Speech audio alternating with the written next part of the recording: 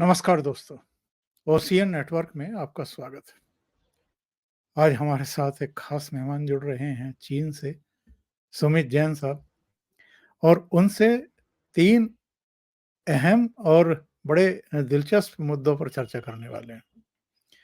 ये मुद्दे हैं राहुल गांधी, और सबसे पहले राहुल गांधी का नाम मैंने लिया है तो इसका मतलब समझ लीजिए आप कि उनकी जो हाल की केदारनाथ यात्रा है और ये जो सीजनल भक्ति वो दिखाते हैं, इस पर हम लोग चर्चा करने वाले हैं।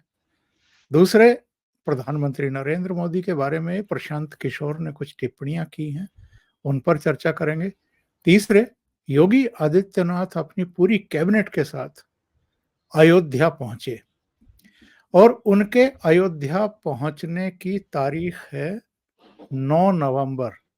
9 नवंबर याद करिए, 2019 में इसी तारीख में सुप्रीम कोर्ट ने रामलला का मंदिर बनने का रास्ता साफ किया था, और यही वो तारीख थी 1989 में जब पहली बार वहां शिलान्यास का कार्यक्रम रखा गया था।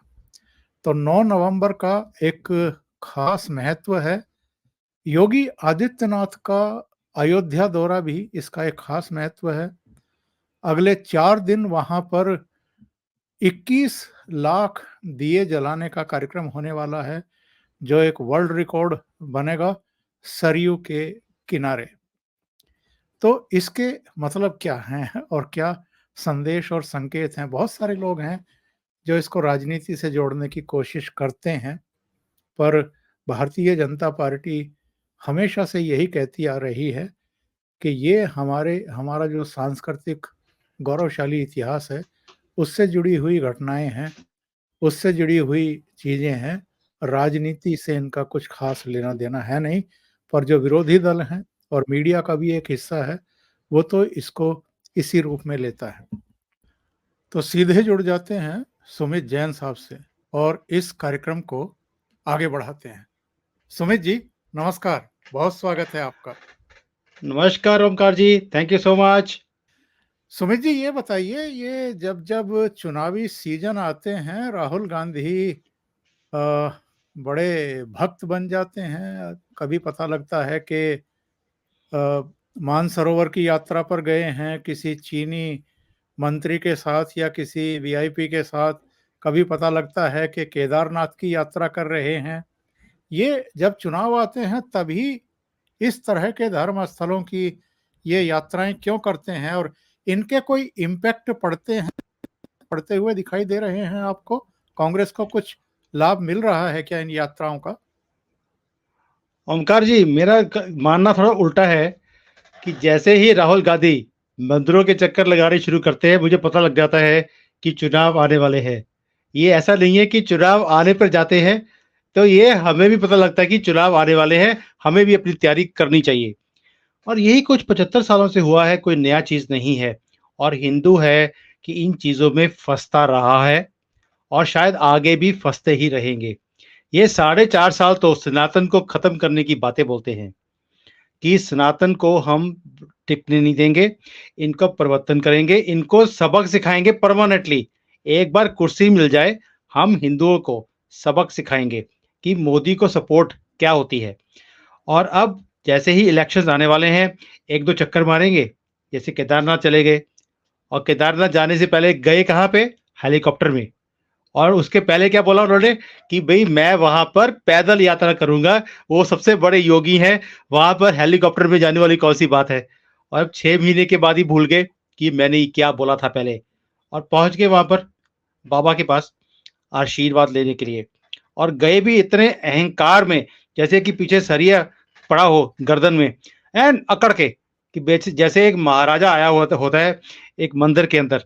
वो वाली इनकी हालत थी। देखने वाला था पूरा इकोसिस्टम। और वहां पर इनका स्वागत किया गया मोदी मोदी की ललकार से। लोगों ने भी जमकर वहां पर मोदी के नारे लगाए राहुल गांधी के सामने। इनको भी आईना दिखाना शुरू कर दिया लोगों ने कि भैया वो दिन गए जब आप हिंदुओं को बेवकूफ बनाते थे इलेक्शन से पहले। लेकिन ओंकार जी, चक्कर ये नहीं है कि ये क्या करते हैं, चक्कर ये है कि क्या हिंदू अभी भी इन बातों में फंसता है।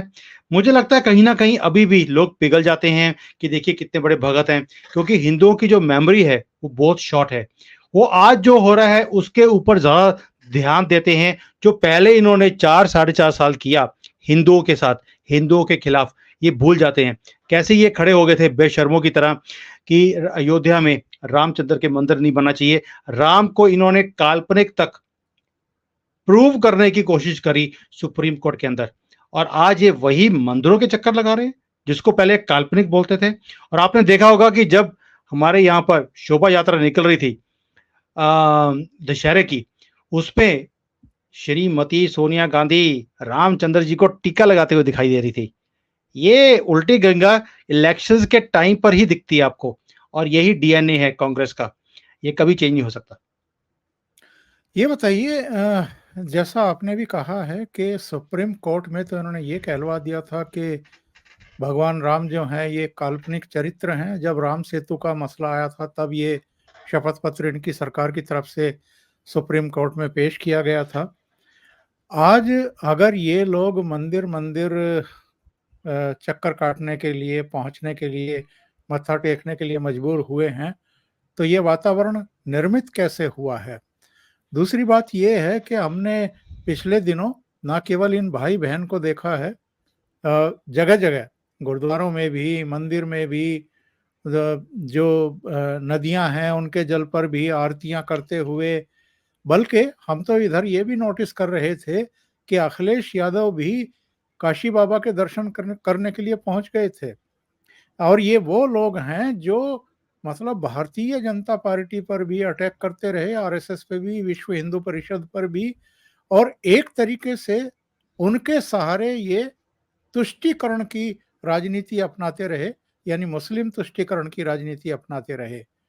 तो ये जो गुणात्मक परिवर्तन हमें देखने को मिल रहा है, इनकी बुद्धि ठीक हो गई है या कुछ वातावरण ही देश में अब ऐसा बन गया है कि आप अगर ये नहीं करेंगे तो आप इर्रिलेवेंट हो जाएँगे? ओमकार जी, ये बहुत ज़्यादा इंटेलिजेंट लोग हैं, बेवकूफ़ नहीं हैं। इन्होंने पहला काम ये किया, 4 साढ़े 4 साल इन्होंने पहले तो जो एक वर्ग है, उसको अपने पाले में किया 100%। कर्नाटका में जैसे इन्होंने पॉलिसीज़ बनाई एक ही वर्ग के लिए, और पूरे भारत में हमने देखा कि उसको इतना खुश कर दिया है कि वो अब बीजेपी के बारे में सोचना ही पसंद नहीं करते। अगर थोड़ा-सा कहीं पिघले भी थे, कोई 5-10% बीजेपी की तरफ आने की बात करते थे, इन्होंने वो सारी गेम ही चेंज कर दी। जब इनको लगा कि एक पाला अब हमारे पास आ चुका है, अब इन्होंने दूसरा काम कर दिया कि अब हिंदू, इनको डिवाइड किया जाए। तभी इन्होंने पहले जाति की बात करी। अभी भी राहुल गांधी अपनी गंदी हरकतों से बाज नहीं आता है, हर जगह पर जाति की बात करता है। बेशक वो आर्मी में गया है, वहां पे भी जाति की बात करी। उन्होंने किसी भी भाषण में जाते हैं तो पहले पूछते हैं आदिवासियों का कितना रोल है, पिछड़ों का कितना रोल है। क्यों बार बार इसकी बातें क्यों होती हैं, जबकि इनके तो पहले नारा होता था ना जाति ना पाती, क्या होता था वो। और अब उसी चीजों के ऊपर ही आ गए हैं कि भाई जाति जाति जाति क्यों, ताकि हिंदू कटे बटे और कटे, और यही वो करना चाहते हैं। इसलिए उस वर्ग को जो इन्होंने ओबीसी आदिवासी जिनको ये पकड़ने की बात करते हैं, उनको लुभाने के लिए इन्होंने ये मंदिरों के चक्कर लगाने शुरू करे हैं। इट इज नॉट कि ये हवा चेंज हुई है भारत में, हवा तो यही चेंज करते हैं हमेशा। पहले भी गंदगी फैलाते थे, अब इन्होंने और ज्यादा गेम को गंदा कर दिया है, कंट्री को डिवाइड कर दिया कंप्लीटली। हिंदू मुस्लिम में पहले किया, अब इन्होंने हिंदुओं के अंदर भी फोट और बंटवारा इन्होंने करना शुरू कर दिया है, और कुछ भी नहीं है। और ये जो लोग हैं आदिवासी हैं या जो पिछड़े हुए लोग हैं, ये कोई ज्यादा ये नहीं होते कि बहुत पढ़े लिखे लोग हैं, वो आज जो उनके सामने हो रहा है उसके ऊपर ही रिएक्शन देते हैं। तो इन्होंने बहुत खूबसूरती से इस गेम को पकड़ा है। एक साइड हमने सिक्योर कर ली, दूसरे की डिवाइड करके उसको अपने पाले में ले लीजिए। काम तो इन्होंने ना पहले 75 सालों में किया, ना इन्होंने अभी करना है। इन्होंने यही डिवाइड एंड रूल पहले किया, अभी भी यही कर रहे हैं, और ब्यूटीफुल गेम खेल रहे हैं।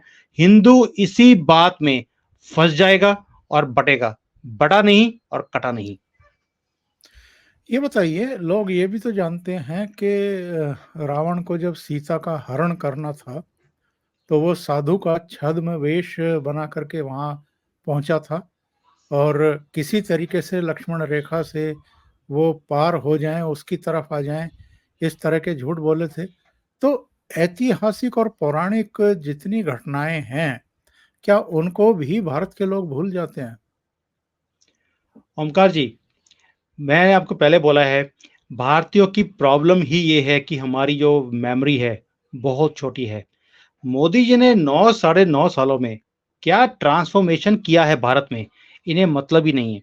इन्हें ये है कि आज इनके सामने क्या तस्वीर क्रिएट की जा रही है और इन्हें क्या आज इनकी जेब में जा रहा है। वो बेशक 500 रुपए की एक बोतल हो, इन्हें फ़र्क नहीं पड़ता। वो कहते हैं हमें कुछ तो मिला। मोदी जी ने क्या दिया? भई तरक्की करी तो देश की करी, हमारे लिए क्या कर दिया? ये लोग कहते हैं कि देश की तरक्की की बात नहीं करते, ये कहते हैं कि हम आपको क्या देंगे? एक आपकी लेडीज़ को फ्री टिकट दे देंगे, ये उसी चक्कर में भी शायद महीने में एक बार उनकी आपकी लेडीज़ बस में ट्रैवल करती होंगी किसी जगह पे जाने के लिए, उसके चक्कर में वोट बाँट देते हैं। यही प्रॉब्लम है हिंदुओं की। और जो आपने बात करी कि रावण जो है, वो भी भेष वेशभूषा चेंज करके आया था। अगर आपने राहुल गांधी की रीसेंट फोटो देखी होगी, वो दाढ़ी लगी होती है, माला डली होती है, माथे पे टिक्के होते हैं, ऐसे लगता है साक्षात रामचंद्र जी उतर के आए हैं नीचे। क्योंकि उन्होंने छवि ही ऐसी बनानी शुरू कर दी कि भई मेरे से ऊपर कोई भी नहीं। और ये चीज़ों को बार-बार ट्विटर के ऊपर और सोशल मीडिया पर स्प्रेड किया जाता है ताकि लोगों में वो छवि बने। इसलिए बीजेपी ने भी उनकी जो छवि है रावण के साथ मिला के रावण का रूप दिखाया कि this is what actual Rahul Gandhi is. तो ये एक ट्विटर पे, सोशल मीडिया पे जो लड़ाई है, लोगों को असलियत दिखाने की। लेकिन कहीं न कहीं मुझे लगता है कि बीजेपी वालों का जो आईटी सेल है, सोशल मीडिया सेल है, वो बहुत वीक है कांग्रेस के सामने या आम आदमी के पास के सामने। लोगों के पास वो एक्चुअल परसेप्शंस जो है नहीं पहुँचती हैं और जो ये झूठ फैलाने की बात करते हैं कि भई हम हिंदुओं के साथ हैं, हम मुसलमानों के साथ भी हैं, हम तो भारत जोड़ो यात्रा करते हैं, हम भारत को एक करने की कोशिश कर रहे हैं। सो इनका जो परसेप्शन है, जो कि चाइना और अमेरिका की जो पीआर फर्म्स हैं, उन्होंने ये गेम सिखाई है इनको और ये उसी गेम को करते जा रहे हैं और लोग भी इसी गेम में फँसते जा रहे हैं। जो आपकी बात है कि रावण भी ऐसे ही आया था छल-कपट करते हुआ, इन्होंने भी वही काम किया है। चक्कर ये है कि जो हिंदू है, वो सीता बन के अभी भी वैसे ही भोला-भाला बैठा है और ये इनका कब हरण करके ले जाएँगे, ये रावण जो साधु के रूप में आ रहे हैं आजकल, ये पता भी नहीं लगेगा। ये हिंदू को तभी समझ आएगी जब गेम इनके हाथ से निकल जाएगी। लेकिन इनको एक्सपोज़ करना तो बहुत ज़रूरी है, क्योंकि जब सोमनाथ मंदिर के लोकार्पण के लिए डॉक्टर राजेंद्र प्रसाद जाने वाले थे, तब नेहरू ने उन्हें रोकने के लिए क्या नहीं किया था। इसके बाद भी जो हिंदू संस्कृति से जुड़े हुए हमारे आस्था के केंद्र हैं, मंदिर हैं, दूसरे पूजा स्थल हैं, उनके प्रति इनका रवैया कैसा रहा? इन्होंने भगवान राम के मंदिर के निर्माण में जो-जो अड़चनें आ सकती हैं, वो सब अड़चनें लगाई। कपिल सिब्बल से लेकर के तमाम जितने भी वकील थे, कौन नहीं जानता है कि वो कांग्रेस सरकारों में मंत्री रहे, और उन्होंने तो एक बार यहाँ तक कह दिया था 2019 से पहले सुप्रीम कोर्ट से कि अभी आप फैसला रोक दीजिए, नहीं तो भारतीय जनता पार्टी को इसका फ़ायदा मिल जाएगा। तो कांग्रेस को एक्सपोज़ करना बहुत ज़रूरी है कि इन्होंने कब-कब हिंदुओं के आराध्य देव भगवान राम के मंदिर के निर्माण में किस-किस तरह की बाधाएँ डाली हैं? देखिए ओंकार जी, सिर्फ राम ही क्यों? भई जब बाहर के dignitaries specially from middle east आते थे, आपको याद होगा ये तो मंदिर के जो होते हैं उनको ढक के रखते थे कि उनको बुरा ना लग जाए। हमारे जितने त्योहार हैं उसके ऊपर हमेशा ही रोक लगाई जाती है। कभी ये होली के ऊपर करते हैं, कभी दिवाली के ऊपर करते हैं। भई हमारा त्योहार हम भारत में नहीं मनाएँगे, जो हिंदू राष्ट्र है, तो क्या हम अमेरिका में और यूके में जाके मनाएँगे? भी उसके ऊपर रोक लगाने का काम हमेशा कांग्रेस पार्टी करती रही है। हमारे मंदिरों के अंदर कोई भी आप मंदिर ले लीजिए, वहाँ पर जाने की सड़क तक इन्होंने नहीं बनाई, खड्डों में से निकलकर पत्थर होते थे उनके ऊपर। मैंने तो खुद देखा है कि कभी भी वैष्णो देवी जाना हो, अमरनाथ जाना हो, कहीं भी जाना हो, सड़क ही नहीं है। क्यों नहीं करी? ताकि हिंदू तंग रहे और इन्हें एहसास दिलाया जाए कि भई आपकी संस्कृति हमारे लिए कुछ भी नहीं है, बिकॉज़ इनके लिए कभी इम्पोर्टेंट था ही नहीं। और इसलिए आपका जो चैनल है, हमारा जो चैनल्स है, ये कि हम क्या करते हैं, लोगों को जगाने के लिए कि भई 2014 से पहले और 2014 के बाद क्या हिंदू की जगह को सम्मान मिला है, उसे वो रिस्पेक्ट मिली है जो इस संस्कृति को मिलनी चाहिए? क्या वहाँ की सड़कें बनी हैं? क्या वहाँ पर कॉरिडोर्स बने हैं? क्या वहाँ पर सिस्टम्स बेटर हुए हैं? तो आंसर इज़ येस। और इसीलिए हम बार-बार कभी भी हमने 47 की बात नहीं करते अब। अभी हम बात करते हैं 2014 से पहले और 2014 के बाद। आपने सारे कंपैरिज़न देख लीजिए, सारे कंपैरिज़न एक ही चीज़ पे होते हैं। क्यों? क्योंकि 14 से पहले इन्होंने हिंदुओं के लिए कोई काम किया ही नहीं। इनको जैसे कि शर्म आती थी हिंदुओं के मंदिर दिखाते हुए भी। किसी की रख-रखाव नहीं करी, किसी का कुछ भी नहीं किया। इनका तो बस चला, जहाँ पर बस चला, इन्होंने तिजोरियाँ तक खोलकर उसमें से सारा सोना भी निकाल कर ले गए। ये हिंदू कभी भूल नहीं सकता उन चीज़ों को। तो ये इसलिए हमारे जैसे लोग जो हैं, क्योंकि मेन स्ट्रीम मीडिया तो कभी टच ही नहीं करेगा।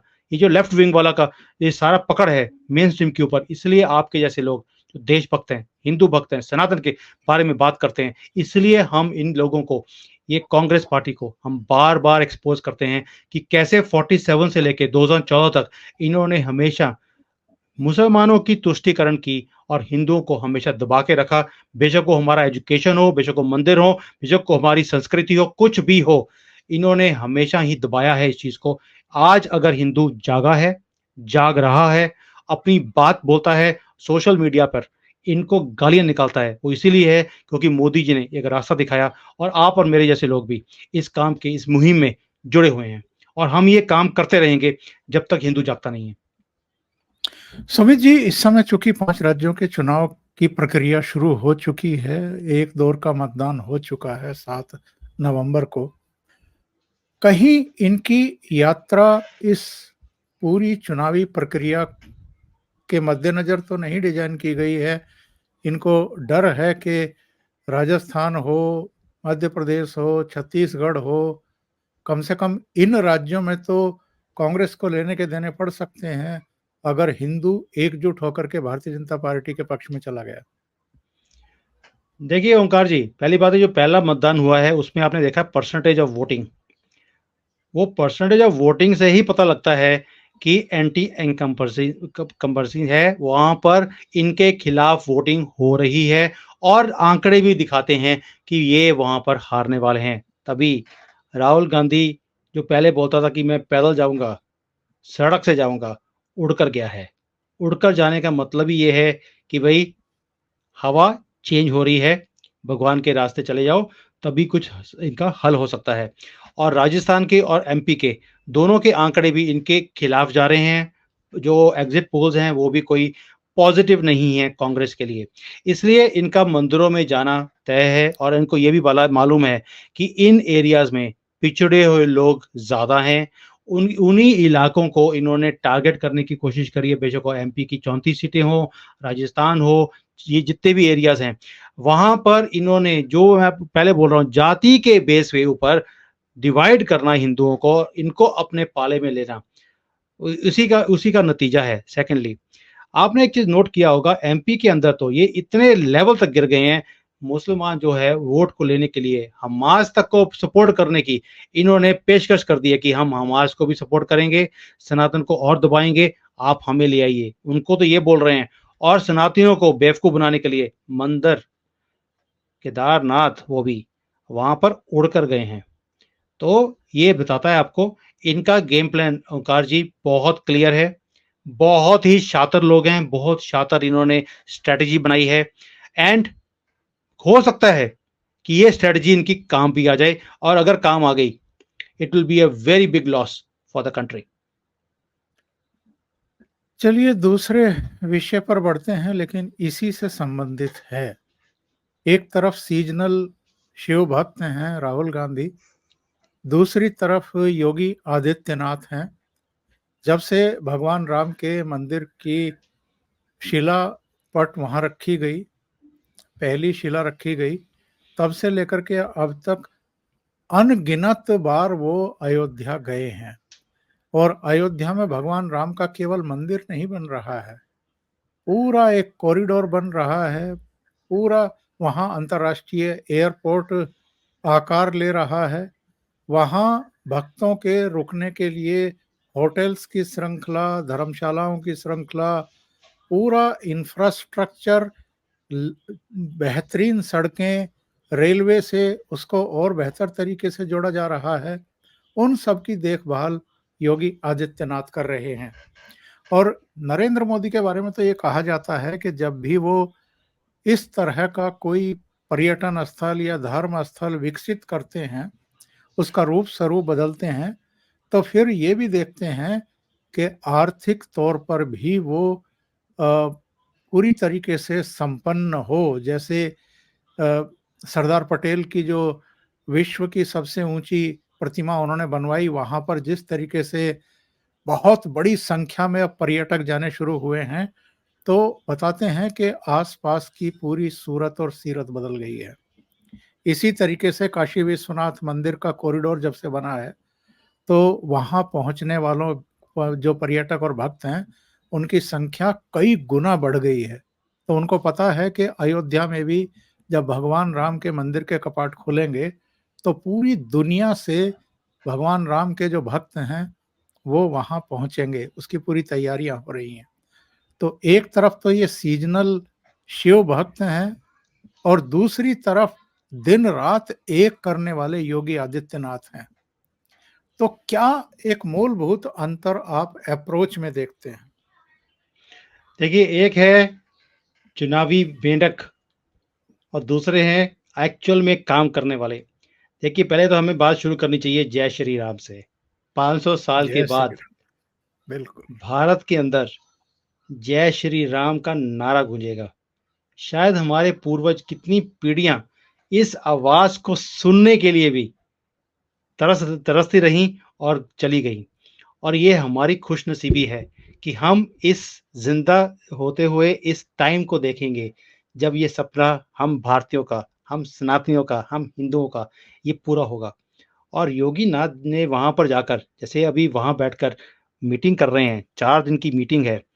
आप समझ लीजिए कि एक तरह से हिंदुओं का पावर सेंटर बनने वाला है।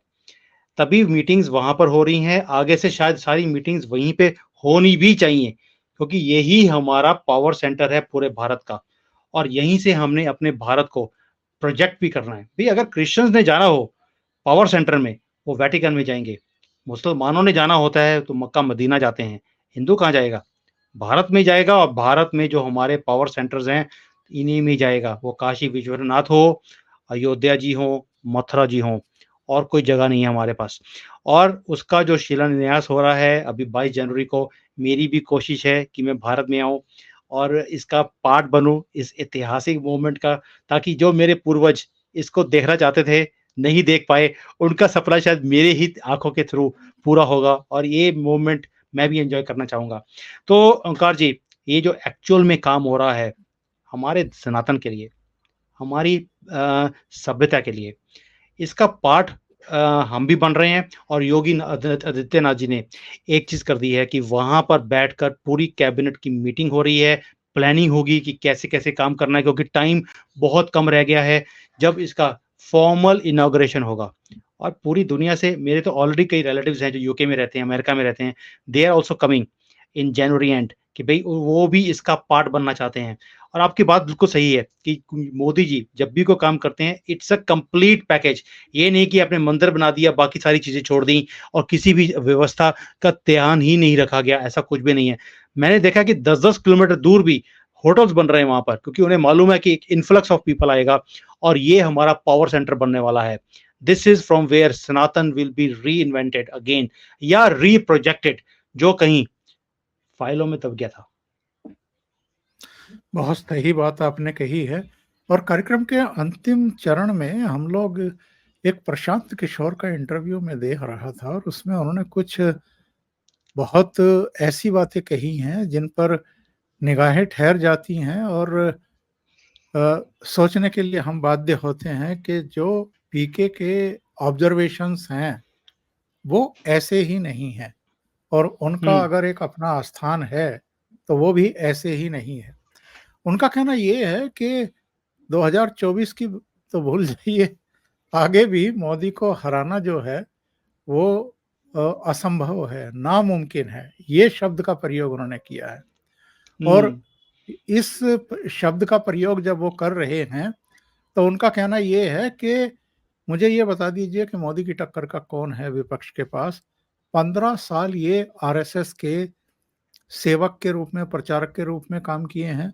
13.5 साल ये गुजरात के मुख्यमंत्री रहे हैं। उससे पहले संगठन का काम इन्होंने 15 साल किया है, यानी आरएसएस में 15 साल, 15 साल संगठन में, 13 साढ़े 13 साल गुजरात के मुख्यमंत्री और अब 9.5 साल से प्रधानमंत्री हैं। यानी 40 साल, 45 साल की इनकी कुल मिलाकर के सेवाएं हैं और निचले स्तर से लेकर के, यानी आम पब्लिक के दुख दर्द से लेकर के और उद्योगपति या दूसरे जितने भी सेक्टर हैं, उनकी भी जो परेशानियां हैं, समस्याएं हैं, उनको ये बहुत अच्छे तरीके से जानते और समझते हैं और 24/7 काम करने वाले हैं और केवल देश के बारे में सोचने वाले हैं। तो इनका मुकाबला कौन कर सकता है और इनको कौन हटा सकता है?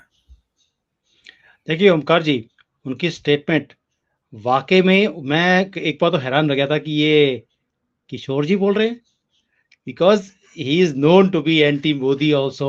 और जैसी जैसी उनकी स्टेटमेंट्स आती हैं, लेकिन जैसे उन्होंने समझाया कि मोदी है क्या चीज और इन्हें हराना मुश्किल क्यों है।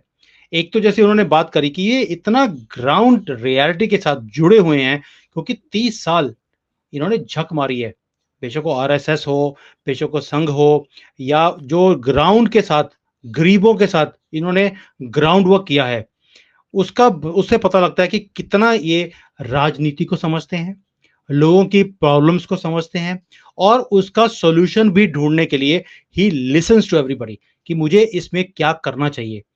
अब आपको मालूम है कि हमारे जो ये मेंढकी जो हेलीकॉप्टर में केदारनाथ चले गए अभी रिसेंटली, इनको आप कुछ बताने की बात करें तो कहते हैं I already know, don't tell me. तो वो सुनना ही नहीं चाहते, तो परम बिकॉज ज्ञानी। वो परम ज्ञानी हैं।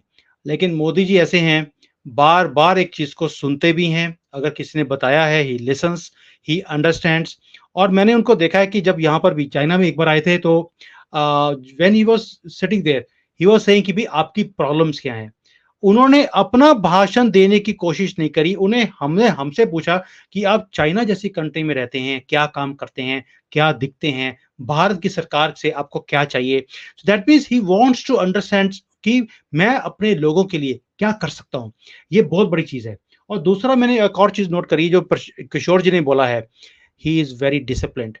अब ये जो चीजें, एक तो आपको पूरे कंट्री की समझ हो, दूसरा आप डिसिप्लिन्ड हो, तीसरा आप सुनना भी चाहते हो कि भाई देश को क्या चाहिए। ये नहीं कि मैं बताना चाहूं आपको कि भाई मैं आपसे क्या चाहता हूं।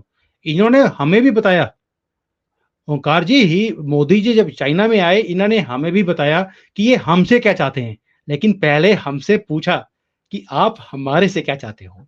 तो ये एक फर्क है। और इसलिए जब मोदी जी ने भाषण एंड किया यहाँ पर चाइना में, इन्होंने बोला मैं चाहता हूं कि जब भी आप भारत में आए, आप कुछ चाइनीज को अपने साथ में लेकर आए, उन्हें भारत दिखाएं।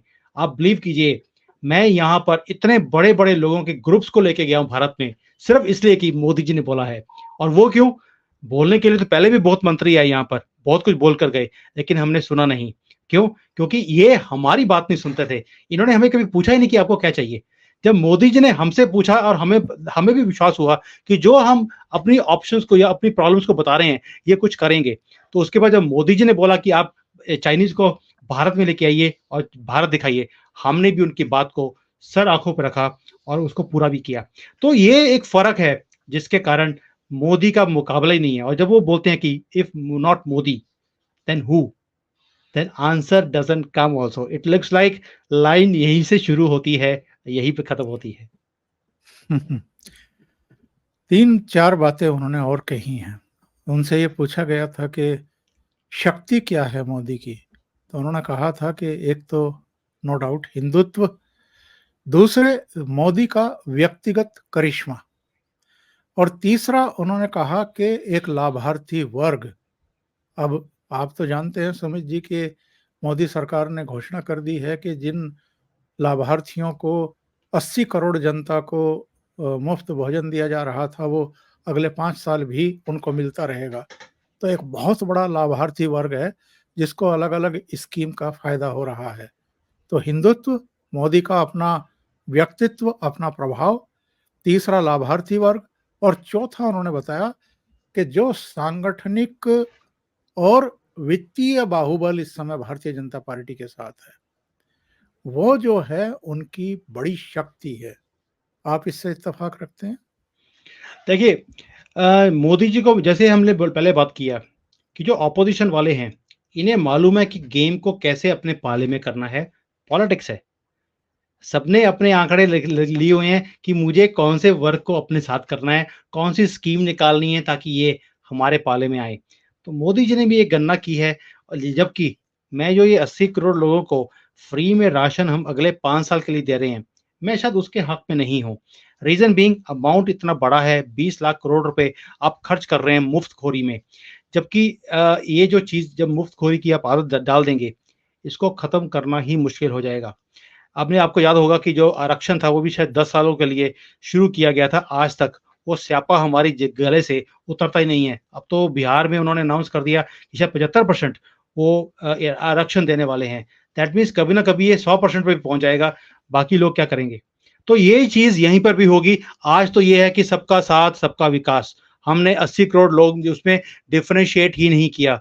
जैसे ही ये कभी ना कभी बीजेपी हारेगी, ऑपोजिशन के पास गेम जाएगी, इन्होंने उसके अंदर भी यही जाति या और धर्म को डालकर इन्होंने बोल देना ये सिर्फ जी इनके लिए, हिंदुओं को ये स्कीम नहीं मिलेगी, और हमें मालूम है ये कुछ होने वाला है। दैट मीन्स ये और गंदी गेम होती जाएगी। शायद मोदी जी ने एक गलत रास्ता पकड़ लिया है, but anyways this is politics. हर एक आदमी अपने अपने आंकड़े को बनाता है। बट जो किशोर जी ने बोला कि ये जो वर्ग हैं जो मोदी जी ने अपने पकड़े हुए हैं अपने, is absolutely right in that analysis कि ये सारे लोग मोदी जी को सपोर्ट करने वाले हैं, या मैं कहूंगा majority of that will support Modi ji, और इसलिए इनको हराना असंभव है।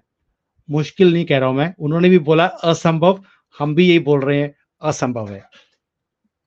बहुत बहुत धन्यवाद सुमित जैन साहब, आपने ओशियन नेटवर्क के लिए इतना समय निकाला और कई महत्वपूर्ण मुद्दों पर चर्चा की। Thank you so much. नमस्कार। Thank you sir, thank you.